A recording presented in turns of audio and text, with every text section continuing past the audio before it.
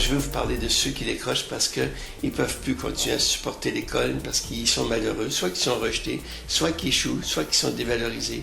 Ils sont en train de perdre le goût d'apprendre et on les dévalorise parce qu'ils échouent. Alors, les décrocheurs, c'est des gens, je dirais, un peu plus sensibles ou moins tolérants, disons, un peu plus sensibles que les autres.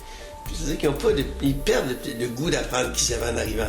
Et ça, c'est mon inquiétude. C'est comment ça se fait que c'est à l'école que tu perds le goût d'apprendre au lieu d'être développé. Ils perdent confiance en eux, ils perdent confiance dans leurs moyens, puis ils perdent espoir dans l'avenir. Si on prenait le temps de demander aux jeunes, c'est quoi qui ne marche pas? Peut-être que les choses vont dire, parce que je suis un numéro. Et au secondaire, il n'y a personne qui sait mon nom. Et quand je ne suis pas là, on dirait qu'ils sont juste soulagés que je ne sois pas là. Tandis que le problème du décrochage n'est pas vu comme un problème d'interaction. C'est un problème d'interaction entre le jeune et l'école. Le jeune ne se sent pas à l'aise dans un milieu artificiel, un milieu de compétition, de performance. Même s'il réussit, il n'est pas bien là-dedans.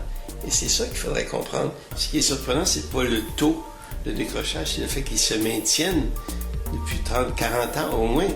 On a ce même problème de près d'un tiers, des fois c'est monté encore même un peu plus haut, un tiers de décrocheurs. Et ça, c'est la première réaction qu'on doit avoir, c'est de dire c'est pas des cas d'exception, c'est pas quelques individus mésadaptés, malades ou je sais pas quoi. Quand c'est rendu 30% des jeunes, ce qui veut dire des milliers de jeunes qui quittent l'école, il y a quelque chose qui a un malaise à quelque part. Le pire drame de l'éducation, c'est que le système d'évaluation empêche ces innovations, empêche la valorisation de chacun des jeunes. Quand tu as 65%, si tu as vraiment fait ton possible, on devrait te montrer que tu as appris quelque chose et non pas que tu es moins bon, que tu baisses ta moyenne, que tu nuis à l'image publique de l'école. Toute notre préoccupation de performance, d'excellence et d'image.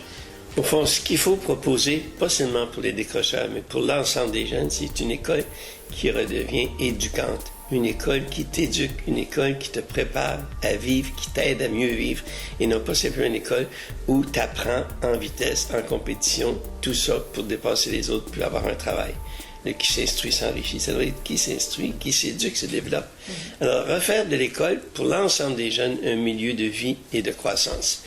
Et ce qui frappe beaucoup d'enseignants, même de parents, c'est qu'il y a toujours des changements à l'école. On change des programmes, on change des bulletins, on change toutes sortes d'affaires. Et on se dit, au fond, il n'y a pas des choses qui changent pour vrai. C'est pour ça que certains disent que l'école québécoise, entre autres, est le statu quo le plus mobile qui soit.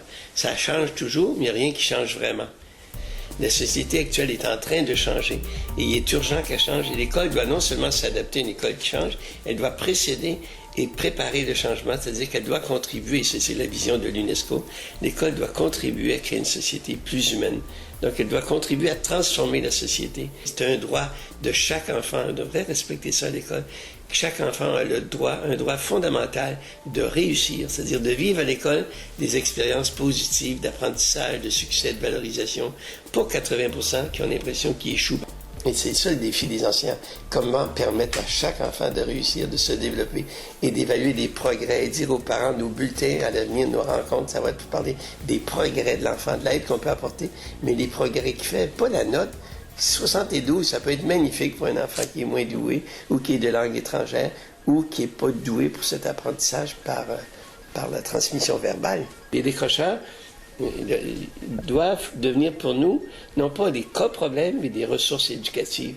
Des gens qui nous disent un peu plus qu'il y a des choses qui ne prennent pas bien à l'école et sont peut-être pas tout seuls. Ça ne dépend pas toujours parce que leurs familles sont défavorisées, puis les familles croient pas aux études, etc. Ça peut être parce qu'on y fait vivre des choses qui sont dévalorisantes. Et moi, je trouve que le problème du décrochage, je trouve ça magnifique qu'il soit devenu un problème très politisé, publicisé et autres. Là, on devient conscient qu'il y a des jeunes. Mais il y a des jeunes qui nous donnent un signal que l'école ne va pas très bien non plus. Il faut recevoir ce message-là.